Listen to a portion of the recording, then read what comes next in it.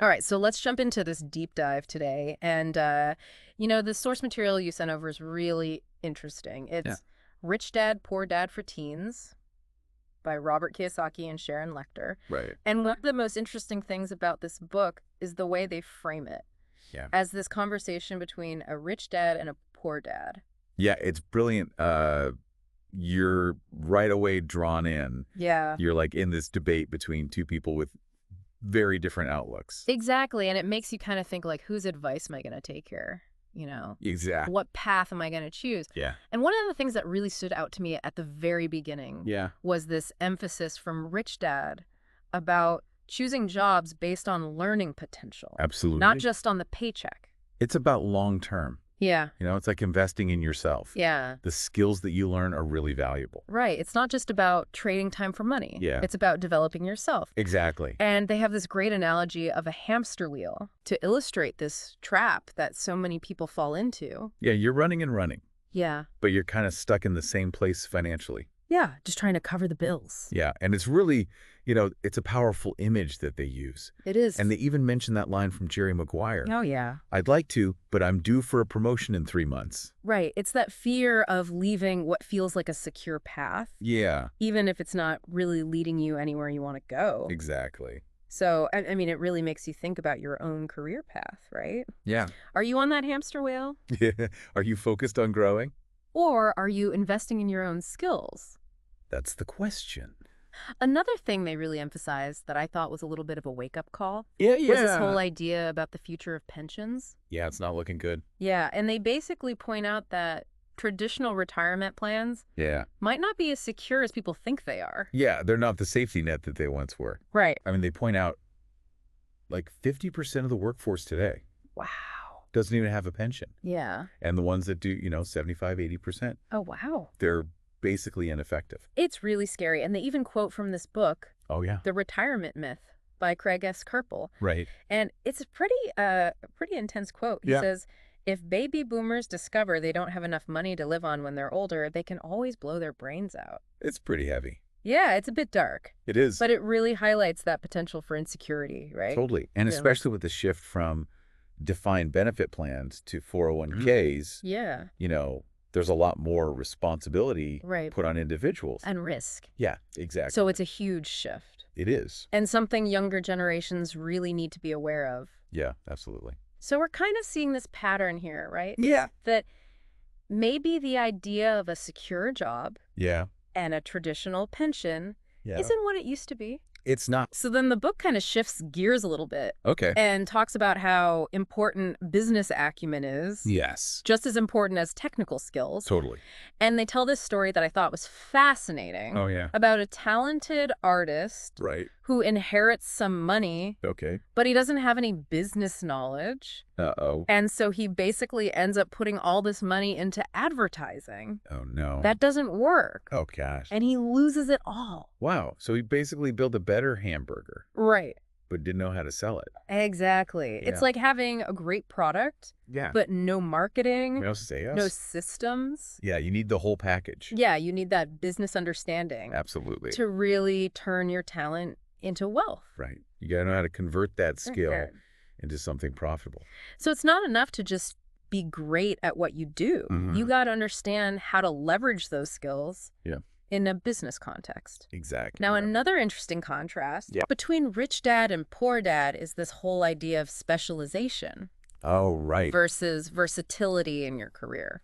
Yeah, Poor Dad was all about being an expert Right. in one specific field. Yeah, But Rich Dad had a different perspective. totally. He said, learn a little bit about a lot of things. Yeah, he thought specialization could be a weakness. Yeah, especially in a world that's changing so rapidly. Right. Like, what happens if your whole industry disappears? Right. He uses the example of like a really skilled pilot Yeah. who all of a sudden can't fly planes anymore. Right. And he doesn't have any other skills to fall back on. It's a tough situation to be in. It is. So it makes you think about how adaptable are you? Yeah.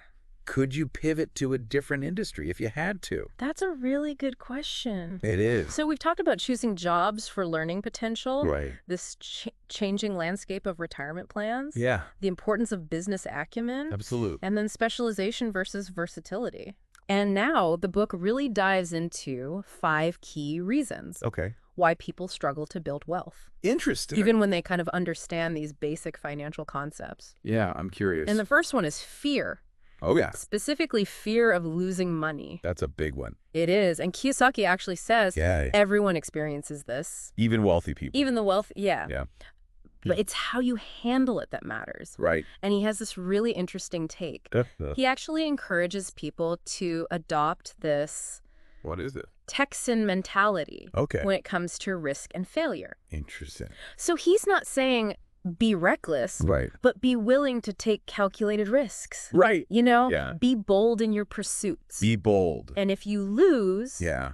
view it as a learning opportunity, Oh, a yeah. stepping stone Yeah. to success. It's about the growth mindset we Yeah. were talking about earlier. Totally. If you're so afraid to lose, Yeah. you'll never make the moves you need to make. You'll stay stuck Exactly. in that safe zone. Yeah.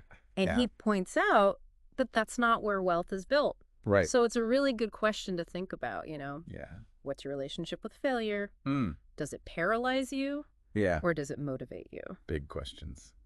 Okay, so the next obstacle they talk about is cynicism.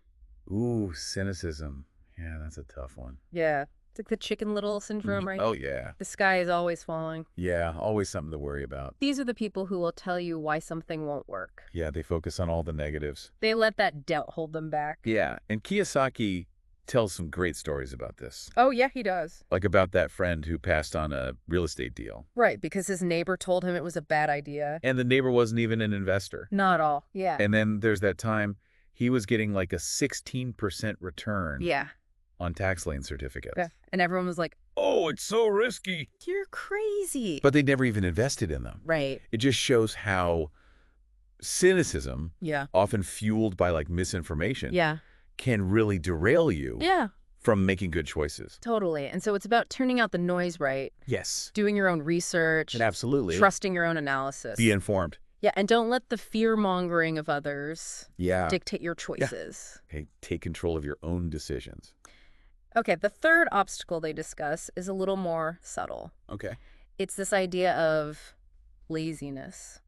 Laziness. Okay. Or I guess laziness disguised as busyness, Oh, so you're busy, but but not really making progress. yeah, just kind of avoiding. Avoiding those uncomfortable financial realities. Yeah.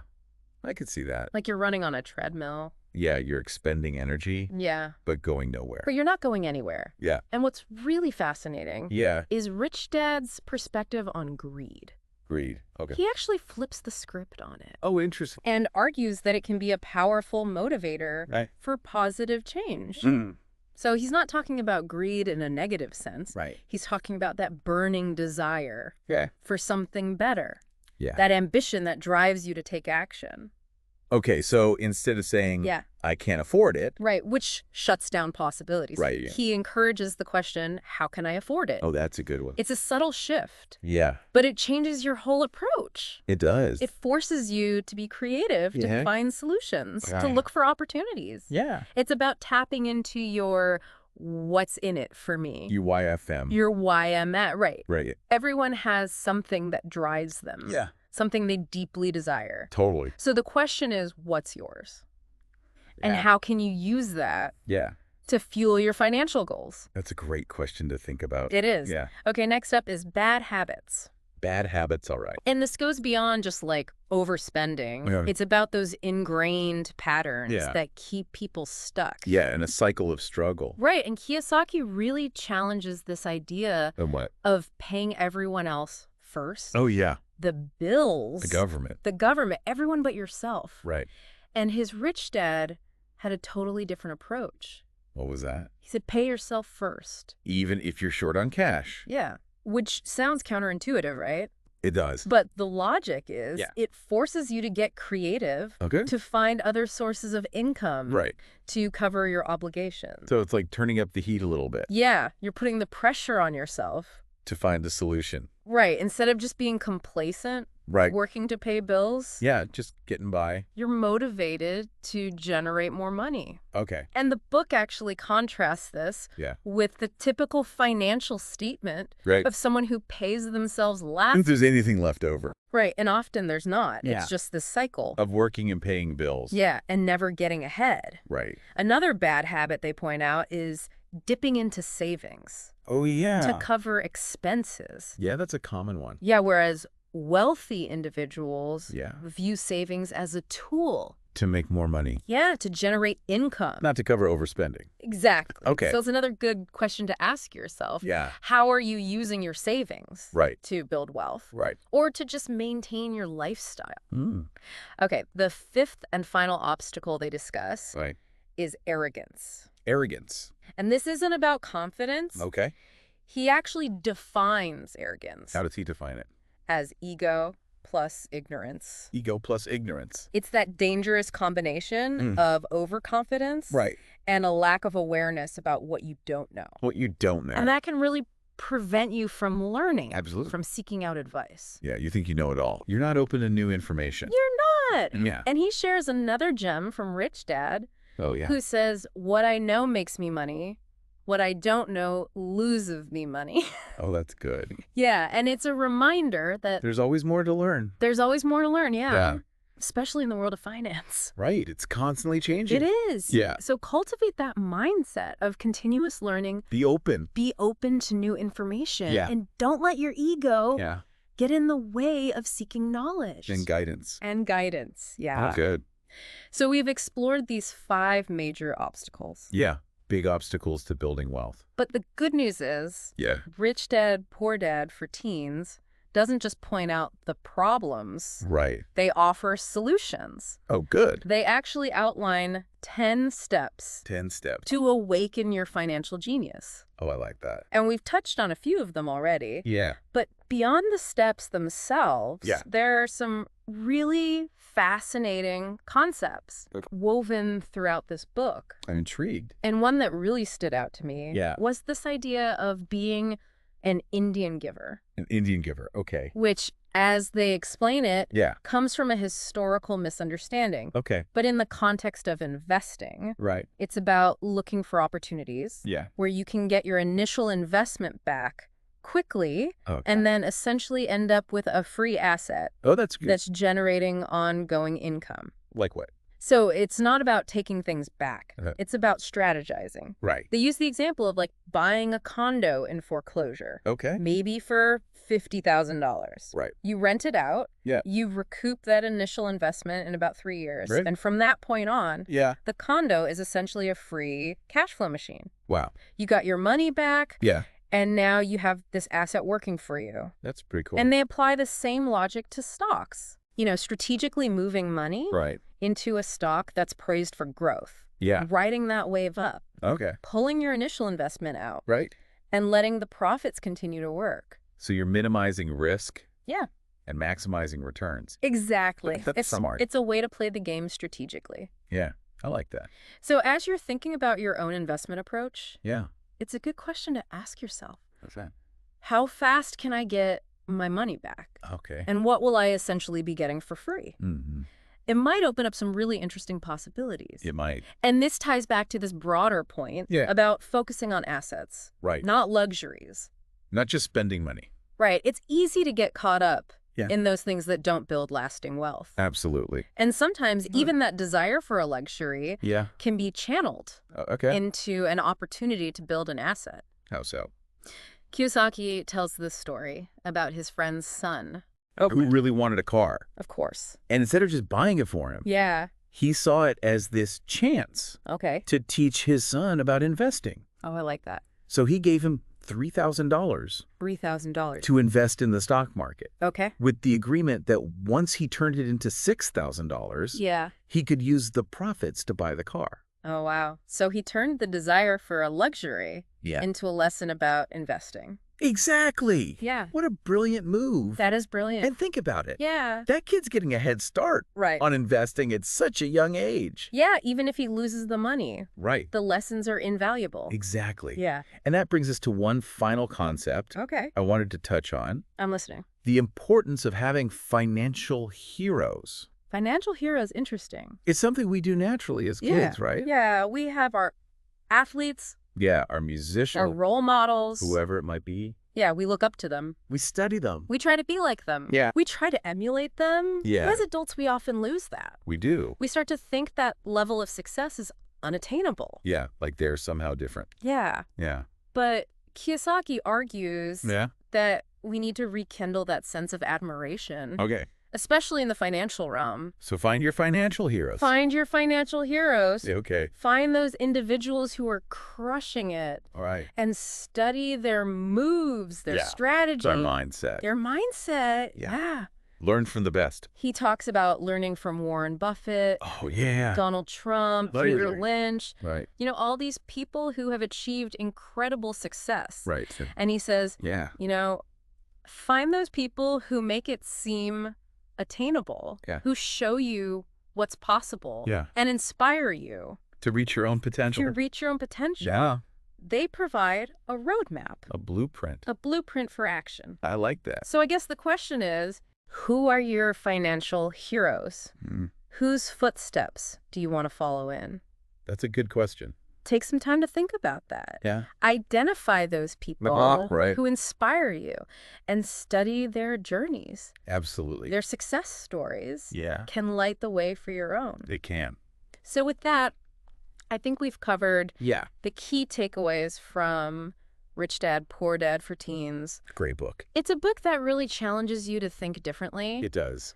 about money, Yeah. about building wealth. About taking control of your financial future. Absolutely. It's a reminder that financial freedom is within reach, It is. but it requires a shift in mindset. A dedication. Yeah, a dedication to learning And the courage to act. and the courage to take action. Yeah. So what's one small step you could take Yeah. today Right. to move closer to that? Good question. How can you apply that Indian giver principle to your own investment approach? I like that.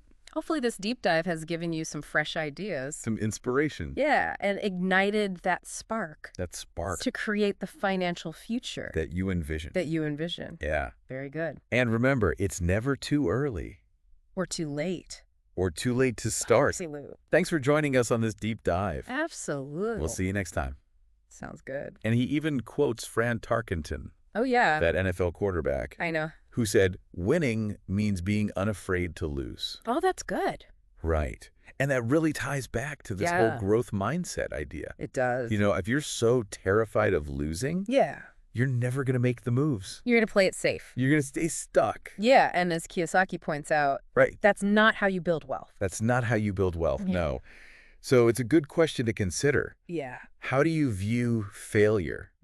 Does it paralyze you? Yeah. Or does it motivate you? It's a good question. Okay, the next obstacle Right. that they talk about is cynicism. Cynicism. Yeah, that's a tough one. Yeah, it's like the Chicken Little syndrome, It's right? like sky is falling. The sky is always falling. Yeah, always something to worry about. And these are the people who are always going to tell you why something won't work. Yeah, they're focused on the negative. Always focused on the negatives. Yeah, and Kiyosaki has some great stories about this. He does. About his friend Yeah. who passed up on that real estate deal. Right, because his neighbor, Yeah, his neighbor told him it was a bad idea.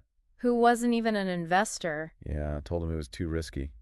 and then there was that time Yeah. he was getting a 16% return Oh, wow. on tax lien certificate. Tax lien certificates. And people were telling him it was risky, Oh, really? but they'd never even invested in them, That's funny.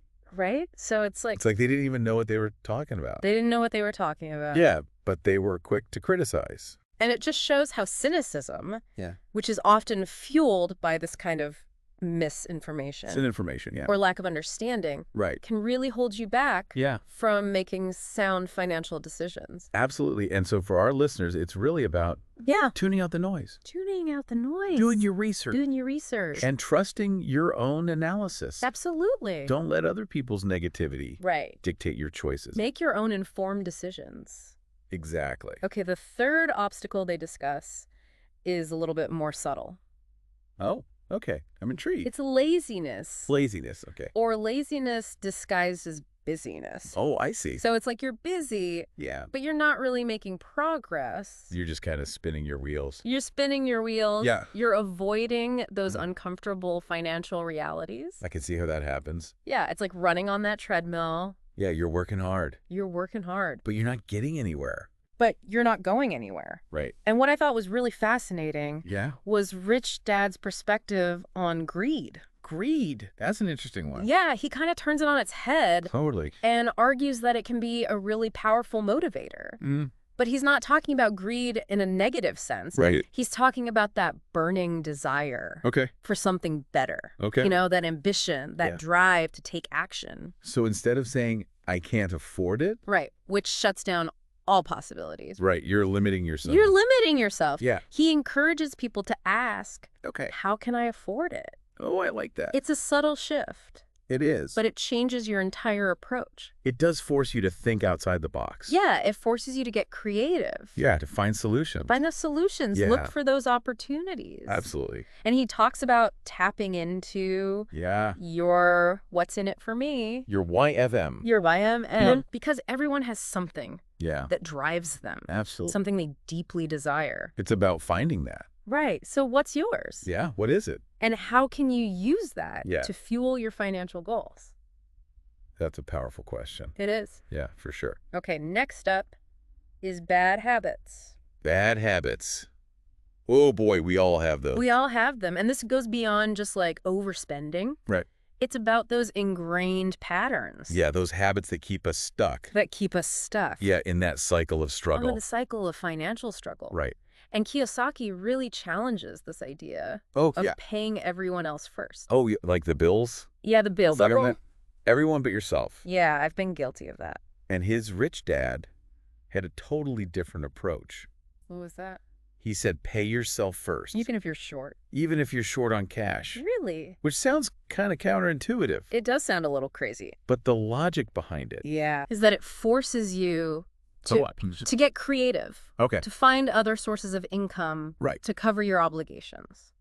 I see. So you're kind of turning up the pressure. You're turning up the heat. You're putting Right. that pressure on yourself. To figure it out. To figure it out. Right. And so instead of just being complacent, Right. working to pay the bills, Yeah. Just getting by. you're motivated to generate more income. Okay. I can see that. And the book actually contrasts this With what? with that typical financial statement Oh, yeah. of someone who pays themselves last, Yeah. if there's anything left over. Right. And usually there's not much left. And often there's nothing left. Yeah. So it's that cycle, Of working and paying bills. working, paying bills, And never getting ahead. never getting ahead. Yeah. Another bad habit they point out Wow. is dipping into savings Oh, yeah. To cover expenses. to cover those expenses. Yeah. I've definitely done that. Whereas wealthy individuals Right. view savings as a tool To make more money? to generate more income, Right. Not to cover overspending. not as a safety net for your bad habits. Got it. So it's another good question to ask yourself. Okay. How are you using your savings? Right. Am I building wealth Are you building wealth? or just maintaining my lifestyle? Or just maintaining a lifestyle? Yeah. Good question.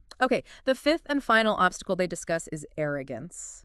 Arrogance. That's a big one. It is, and this isn't about confidence. Right. Kiyosaki actually defines arrogance as ego plus ignorance. Ego plus ignorance. So it's that dangerous combination of overconfidence Yeah. and a lack of awareness of what you don't know. What you don't know can hurt you. What you don't know can hurt you, Right. and it can really prevent you So from prevent- learning, from seeking advice. You think you know it all. You think you know it all. You don't need help. You don't need help. Right, yeah. And he shares this great quote from Rich Dad, Oh, I love his quotes. who says, "What I know makes me money.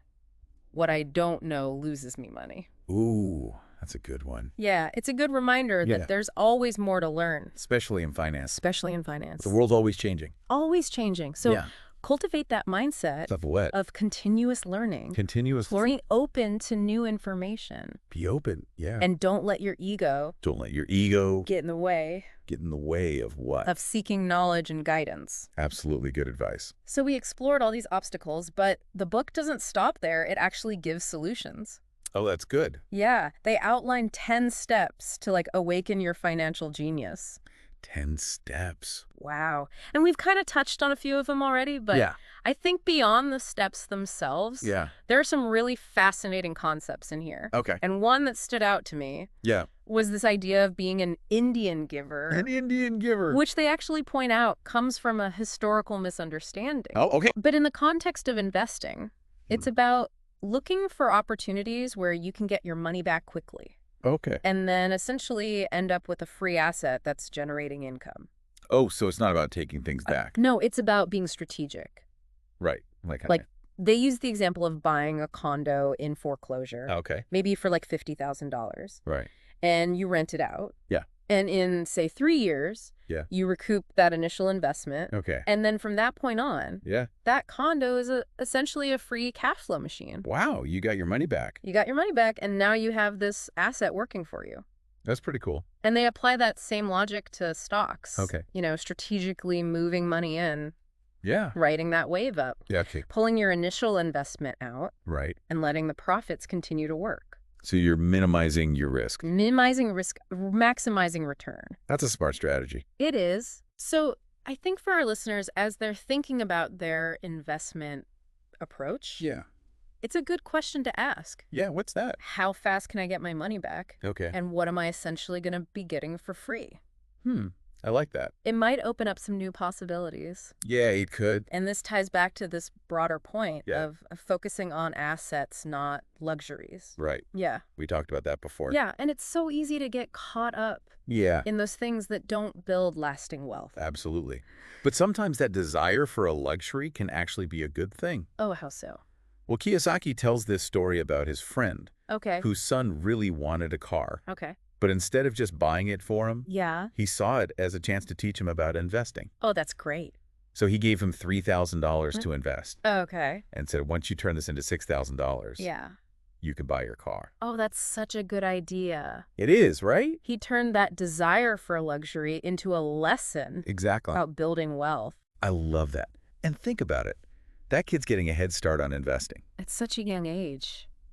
Yeah. Even if he loses the money, the lessons are so valuable. Absolutely. Yeah. And that actually brings us to one final concept Okay, what's that? that I wanted to touch on. Mhm. And that's this idea of having financial heroes. Financial heroes, that's an interesting concept. Yeah. It's something we do naturally as kids, right? Oh, yeah, like athletes, musicians. Right. Whoever it is. Yeah, you look up to them. You want to be like them. You study them, you emulate them. Yeah. But as adults, we kind of lose that. Yeah, we do. We start to think we can't achieve that level of success. It feels unattainable. Right. But Kiyosaki really emphasizes Yeah. the importance of rekindling that admiration, Yep. especially in the financial world. So find your financial heroes. Find your financial heroes. Who inspires you? Yeah, find those people who are crushing it Okay.